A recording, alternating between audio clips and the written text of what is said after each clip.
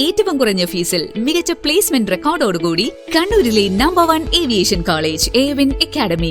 University ഡിഗ്രിയോടൊപ്പം aviation, tourism, hospitality, logistics ഡിപ്ലോമകൾ. Airwin Academy, College of Management Studies, Suhara RK, Arattu road, Kannur. Phone 8138034433. Lok Sabha തെരഞ്ഞെടുപ്പിലെ തോൽവിയുടെ കാരണങ്ങൾ CPM നേതാവ് ഡോക്ടർ TM തോമസ് ഐസക്കിനും മനസ്സിലായി. പക്ഷേ ഈ കാരണങ്ങളൊക്കെ വിജയൻ സഖാവിന്റെ മുഖത്തു നോക്കി പറയാനുള്ള ധൈര്യമുണ്ടോ എന്നതാണ് പ്രധാന കാര്യം. ജനങ്ങളെ കേൾക്കാൻ പാർട്ടി തയ്യാറാകണമെന്ന് തോമസ് ഐസക് പറയുന്നു. ഒരു ഓൺലൈൻ ചാനലിന് നൽകിയ അഭിമുഖത്തിലാണ് തോമസ് ഐസക്കിന്റെ പ്രതികരണം. തെരഞ്ഞെടുപ്പിൽ പാർട്ടി അനുഭാവികളുടെ വോട്ട് പോലും ലഭിച്ചില്ലെന്ന് അദ്ദേഹം പറഞ്ഞു. പാർട്ടി ജനങ്ങളുടേതാണെന്നും പാർട്ടിക്കുള്ളിൽ അച്ചടക്കം സ്വയം തീരുമാനിച്ചെടുക്കണമെന്നും തോമസ് ഐസക് പറയുന്നു. തുറന്ന മനസ്സോടെ ജനങ്ങളുടെ വിമർശനങ്ങൾ കേൾക്കണം. ലോക്സഭാ തെരഞ്ഞെടുപ്പിൽ എന്തുകൊണ്ട് തോറ്റു എന്നത് കൃത്യമായി പരിശോധിക്കണമെന്നും അത് തിരുത്തണമെന്നും അഭിമുഖത്തിൽ തോമസ് ഐസക് പറഞ്ഞു. സൈബർ സഖാക്കളെയും തോമസ് ഐസക് വിമർശിച്ചു. സോഷ്യൽ മീഡിയയിൽ എന്തുമാകാമെന്നായിരിക്കുന്നു. സൈബർ സഖാക്കൾ നിഷ്പക്ഷരെ പാർട്ടിയിൽ നിന്ന് അകറ്റുന്ന സമീപനം അവസാനിപ്പിക്കണം. പാർട്ടിക്കുള്ളിൽ പറയേണ്ടത് പാർട്ടിക്കുള്ളിൽ പറയണം. സൈബർ പോരാളികൾ അഡ്രസ് ചെയ്യേണ്ടത് പക്ഷമില്ലാത്തവരെയാണെന്നും തോമസ് ഐസക് ഓർമ്മിപ്പിച്ചു.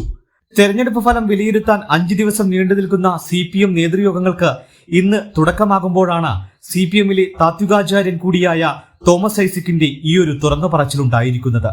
2 ദിവസം സംസ്ഥാന സെക്രട്ടേറിയറ്റും 3 ദിവസം സംസ്ഥാന കമ്മിറ്റിയുമാണ് ചേരുന്നത്.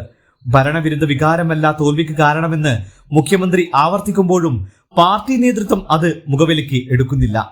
ക്ഷേമ പെൻഷൻ മുടങ്ങിയതടക്കമുള്ള ജനക്ഷേമ പ്രവർത്തനങ്ങൾ തടസ്സപ്പെട്ടതും ഭരണവിരുദ്ധ വികാരം ആഞ്ഞടിച്ചതും തോൽവിക്ക് കാരണമായി എന്നാണ് വിലയിരുത്തൽ.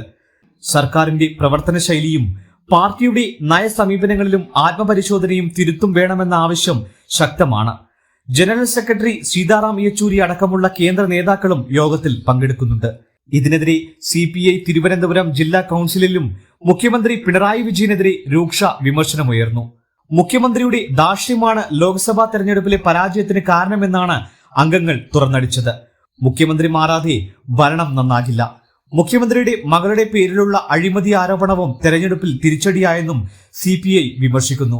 മുഖ്യമന്ത്രിക്കെതിരെ മാത്രമല്ല മന്ത്രിമാർക്കെതിരെയും വിമർശനം ഉയർന്നിട്ടുണ്ട്. ഭരണവിരുദ്ധ വികാരം തെരഞ്ഞെടുപ്പിൽ തിരിച്ചടിയായി. മന്ത്രിമാരുടേത് മോശം പ്രകടനമാണ്. ന്യൂനപക്ഷ പ്രീണനം പരിധിവിട്ടതും തിരിച്ചടിയായി. പൗരത്വ യോഗങ്ങൾ മതയോഗങ്ങളായി മാറിയെന്നും യോഗങ്ങളിൽ മതമേധാവികൾക്ക് അമിത പ്രാധാന്യം കൊടുത്തുവെന്നും അംഗങ്ങൾ ആരോപിച്ചു. ഈഴവ പിന്നാക്ക വിഭാഗങ്ങൾ ഇടതുപക്ഷത്തെ കൈവിടുകയായിരുന്നുവെന്നും നവകേരള സദസ്സ് ദൂർത്തായി മാറിയെന്നും വിമർശനമുയർന്നു. ഉദ്യോഗസ്ഥരെ ഉപയോഗിച്ച് പണം പിരിച്ചുവെന്നും വലിയ പണപ്പിരിവാണ് നടന്നതെന്നും രാജ്യസഭാ സ്ഥാനാർത്ഥിത്വത്തിന് എതിരെയും വിമർശനം ഉയർന്നു. PP സുനീറിനെ സ്ഥാനാർത്ഥിയാക്കിയതിനെ വിമർശിച്ച് അംഗങ്ങൾ രംഗത്തെത്തി. ന്യൂനപക്ഷമെന്ന പരിഗണനയിലാണ് സ്ഥാനാർത്ഥിയെ തീരുമാനിച്ചത്. ഇത് CPIയുടെ രീതിയല്ല. ഇത്തരം പ്രവണതകൾ ഗുണം ചെയ്യില്ല. CK ചന്ദ്രപ്പന്റെയും വെളിയൻ ഭാർഗവന്റെയും കാലത്തെ പോലെ തിരുത്തൽ ശക്തിയാകാൻ CPIക്ക് കഴിയുന്നില്ലെന്നും വിമർശനം ഉയരുകയുണ്ടായി. News desk, Kannur mirror.